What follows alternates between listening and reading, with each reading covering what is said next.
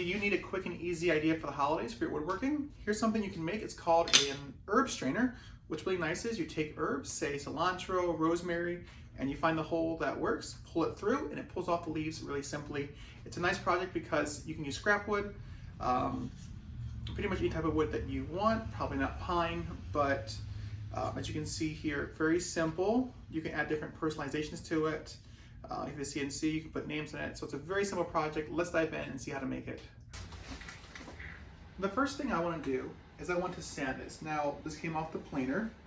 It's actually not bad at all, but I do want to smooth it out a little further. So I'm going to start with the 120 and then stop at 150. The reason why I don't want to go any further is I really want the oil, the mineral oil that I'm using, to penetrate. So we're going to start with that. Use whichever sander you like. This is the one that I have on hand, and we're just going to sand it real quick. I do want to say that the reason why I'm not cutting it first and then sanding is it's much easier when I have a full piece like this. I can have my hand down and sand this way, not worry about it moving around. Where if it's this big, it's much harder to work with. So I find personally easier to do it this way.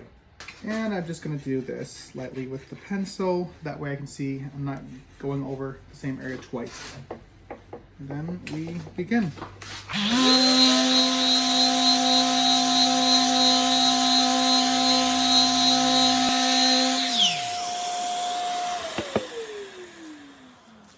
Then we're going to do the next grit. Before I do that, I do want to wipe this surface down. That way I'm not rubbing in that old grit into there.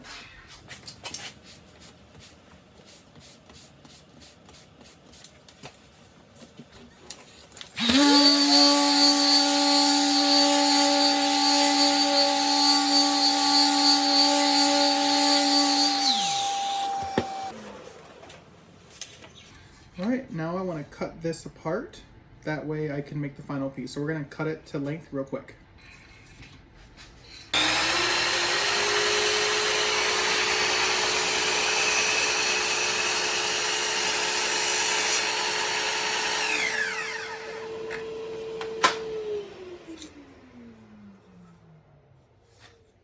So we want to do a rip cut.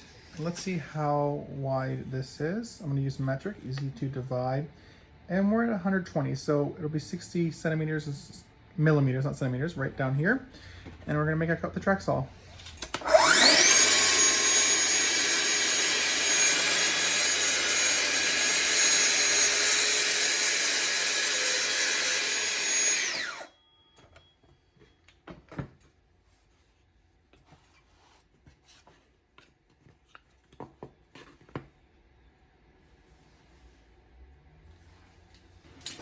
So the piece we got here looks pretty good. This is the edge that was cut, so those will line up.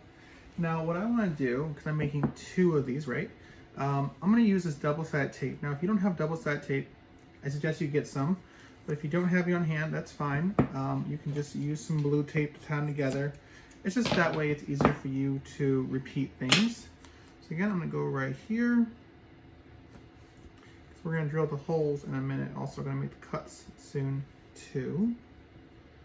Listen, I'm not the best at peeling this off sometimes. Tweezers would be nice right now, but this will, okay, there we go. So let's line this up and do our best. Let's make these sides flush. Yeah, that'll do. So let's talk a little bit about what size holes we should drill. So I think I'm just going to go with 3. That should be plenty for most applications, I imagine. Now, you know, you can use one of these, and if you go this route where you're having like 6 or 7, I would probably skip a size. That way there's a significant difference. I can't imagine needing a 1/16 hole or this size. So let's see, this is metric, so it corresponds to like roughly 1/8 of an inch. I mean, I feel like that's plenty. So, but if you have doubts, you can always drill a smaller hole. It's up to you. I think sometimes people like to see a lot of holes because it makes it feel like it's more multi-purpose, like a 12-in-1 tool. But like a 12-in-1 tool, how often do you actually end up using all 12 function? So I'm just going to go with 3. And one thing I'm going to do is figure out you know, just go a little bit past this and then use my tape to mark it. That way when I'm drilling, I don't go through my sacrificial workpiece into my other sacrificial workpiece. So that makes sense. All right, let's do it.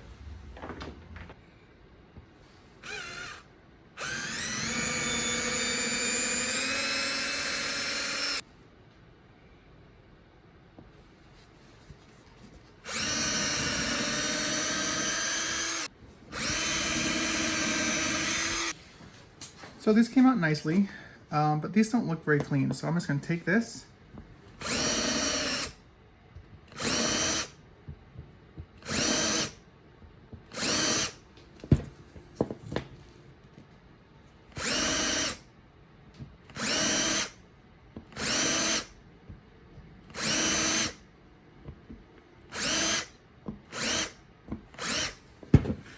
So as long as the entering hole is fine, I mean, this will look just great. There's not a problem with this at all. It does clean it up a little bit better. So I'm just gonna cut off a small piece right here, just to give it a little extra detail. I'm not trying to do a whole lot, but I just want to have just a little more detail to this. So I'm gonna use a jigsaw. You can use like any other type of saw as well.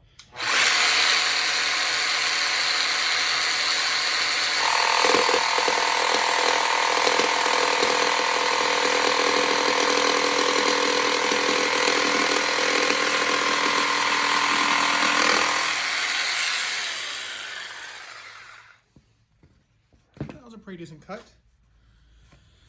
On the underside, another advantage of having this little additional sacrificial pieces, I can get this further away from this metal underneath here. I don't want that to make contact, obviously, but now it's better than just a basic rectangle.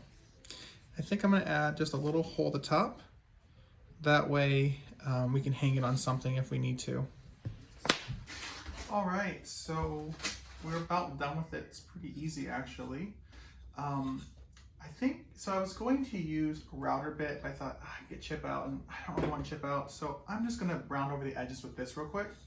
Doesn't take any time, and then we're basically done. So let's just do that, knock it out real quick.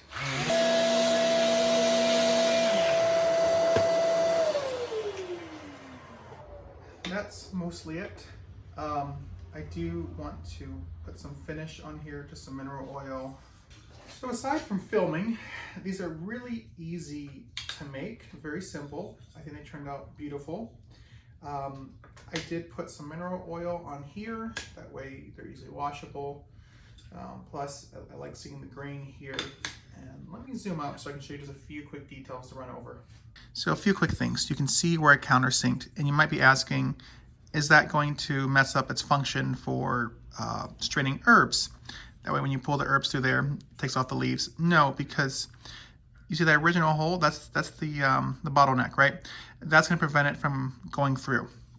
And then this hole right here, I mean, could I use it for some herbs? I guess so. My primary thought with this was I wanted to hang it up, and that way I can do that. We got a big enough hole. Now, as you see, I added the simple detail. You can do however you want.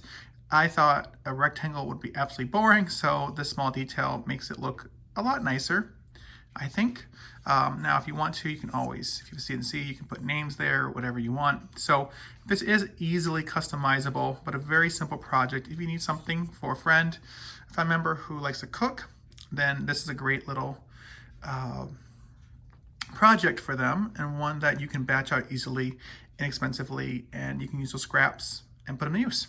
So if this was a good video, please feel free to subscribe and like the video. That really helps me make more of these. I know it's been a while, but it's been busy over here. But I wanted to show you guys something simple for the holidays, because I've been thinking, what can I create quickly for the holidays? Just because, you know, you want to make a lot of things for your friends, but then you begin to realize times are the essence. So this is kind of an answer to that problem. And I will be doing some other projects too for the holidays.